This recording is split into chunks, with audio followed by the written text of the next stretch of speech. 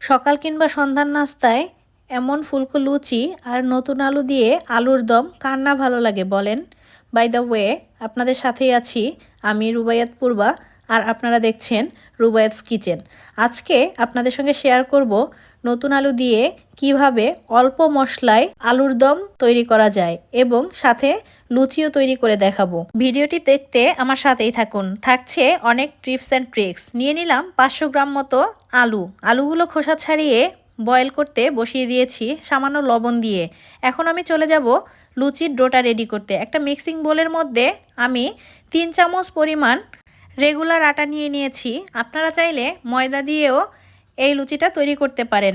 এখন আমি এর সঙ্গে দিয়ে দিব পরিমাণ মতো লবণ আর তেল। এখানে আমি রেগুলার রান্নার সয়াবিন তেলটাই ইউজ করেছি 2 টেবিল চামচ পরিমাণ। আমি গ্যারান্টি দিয়ে বলছি, আপনারা যদি আমার মতো এরকম করে লুচিটা তৈরি করেন তাহলে আমার মতোই ফুলকো হবে।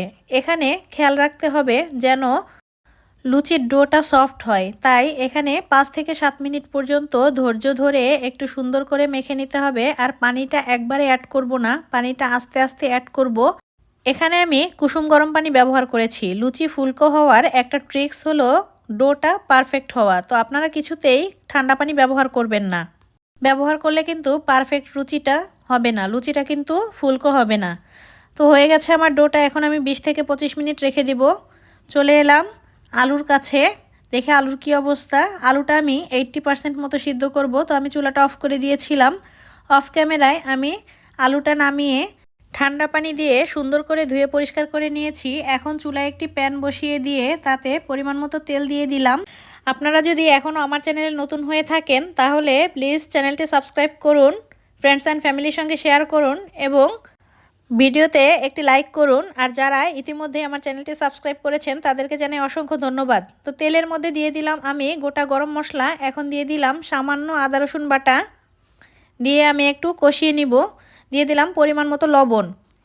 এ পর্যায়ে চুলার আঁচ স্লোতে রাখবো। আমি একদম অল্প মশলা দিয়েই রান্নাটা করব। দিয়ে দিলাম হলুদের গুঁড়া 1/2 চামচ পরিমাণ এবং 5 ফোড়ন পরিমাণ মতো, মরিচের গুঁড়া 1/2 চামচ পরিমাণ এবং সামান্য পরিমাণ জিরার গুঁড়া দিয়ে আমি আলুগুলো দিয়ে দিলাম।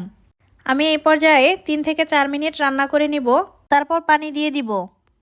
এখন চুলার আঁচটা মিডিয়ামে রেখে আমি 5 মিনিট মতো রান্না করে নিব এবং নামানোর আগে সামান্য গরম মশলা পাউডার দিয়ে নামিয়ে নিব।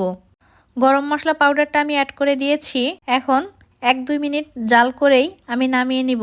আলু রান্নার আরও একটা ট্রিক্স হচ্ছে আলু একটু ঝোলসহই রাখতে হয়, না হলে ঠান্ডা হলে একদম শুকনো শুকনো হয়ে যায়। তাই তো আমার পারফেক্ট আলুর দমটা রেডি হয়ে গেছে। এখন আমি চুলাটা বন্ধ করে নামিয়ে নিব। এখন আমি চলে যাব লুচি তৈরি করতে। তো আপনারা দেখেছেন লুচি তৈরি করার জন্য আমি ডোটা আগে থেকেই রেডি করে 20 মিনিটের জন্য রেস্টে রেখেছিলাম। এই তো চলে এলাম। ডোটা দেখে মনে হচ্ছে সফটই আছে, তারপরেও আমি হাতে একটু মথে নেব আরও বেশি সফট করার জন্য। তো ভিডিওটা অনেক বড় হয়ে যাচ্ছে, যেহেতু 2টা রেসিপি একসঙ্গে, আপনারা একটু কষ্ট করে ধৈর্য ধরে দেখে নিন। আমি হাতে মেখে নিচ্ছি। এখানে আমি আরও 3 থেকে 4 মিনিট পর্যন্ত হাতে মেখে নিব। মেখে নিয়ে আরও একটু সফট হয়ে গেলে আমি বড় বড় 2টা ডো করব। এই তো আমি 2টা ডো করে নিচ্ছি। এবার আমি এগুলোকে আরও একটু হাতে চেপে চেপে সফট করে তারপর লেচি কেটে নিব। এই সময় কিন্তু অবশ্যই হাতে একটু তেল লাগিয়ে নিতে হবে, আপনারা হাতে তেল লাগিয়ে নেবেন। এখন আমি এটাকে চাকু দিয়ে কেটে ছোট ছোট লেচি করে নেব যেন সবগুলো এক সমান হয়। সবগুলো লুচি একবারে আমি বেলে নিচ্ছি, তারপর একসাথে সব ভেজে নিব। তো বেলে নিচ্ছি সবগুলো। উপরের আই বাটনে আমার আগের ভিডিওর লিংক দেয়া থাকবে, আপনারা চাইলে দেখে নিতে পারেন। আমার গতকালকের ভিডিওটার ভয়েসটা একদমই ভাঙা ভাঙা হয়েছে, কারণ আমার অনেক ঠান্ডা লেগেছে, এই জন্য অত্যন্ত দুঃখিত। আমার নিজেরই শুনে অচেনা মনে হয়। চুলায় একটি ননস্টিকের প্যান বসিয়ে দিয়ে তাতে পরিমাণ মতো তেল দিয়ে তেলটা গরম হওয়ার জন্য ওয়েট করছি। এখন আমি সবগুলো লুচি আস্তে আস্তে করে ভেজে নিব। এ পর্যায়ে আমি চুলার আঁচটা মিডিয়াম লোতে রেখে প্রতিটা সাইড 30 সেকেন্ড করে আমি 1 মিনিট মতো ভেজে নেব প্রতিটা লুচি। আমি সবগুলো লুচি ভেজে নিয়েছি।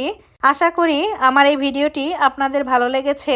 যদি ভালো লেগে থাকে তাহলে ভিডিওতে একটি লাইক করুন, আর নেক্সটে কি ভিডিও দেখতে চান কমেন্ট করুন। আপনারা যদি আমার এই ভিডিওটি ইউটিউব চ্যানেল থেকে দেখে থাকেন তাহলে চ্যানেলটি সাবস্ক্রাইব করে নোটিফিকেশনে অল বাটনটি ক্লিক করুন। আর যদি ফেসবুক পেজ থেকে দেখে থাকেন তাহলে অবশ্যই পেজটি ফলো করুন, ভিডিওতে লাইক করুন, যেন আমি নতুন ভিডিও আপলোড করলেই আপনি নোটিফিকেশন পেয়ে যান আর ভিডিওগুলো মিস না করেন। যদি আমার রেসিপিগুলো ভালো লেগে থাকে তাহলে ফ্রেন্ডস অ্যান্ড ফ্যামিলির সঙ্গে শেয়ার করুন। আজ এই পর্যন্তই বিদায় নিচ্ছি। আপনাদের সঙ্গে দেখা হবে আবার নতুন কোনো রেসিপির সঙ্গে, নতুন কোনো ভিডিওতে, নতুন কোনো এপিসোডে। সেই পর্যন্ত সবাই ভালো থাকুন, নিজের খেয়াল রাখুন, পরিবারের খেয়াল রাখুন এবং বেশি বেশি করে রুবায়েতস কিচেন দেখুন। আল্লাহ হাফেজ।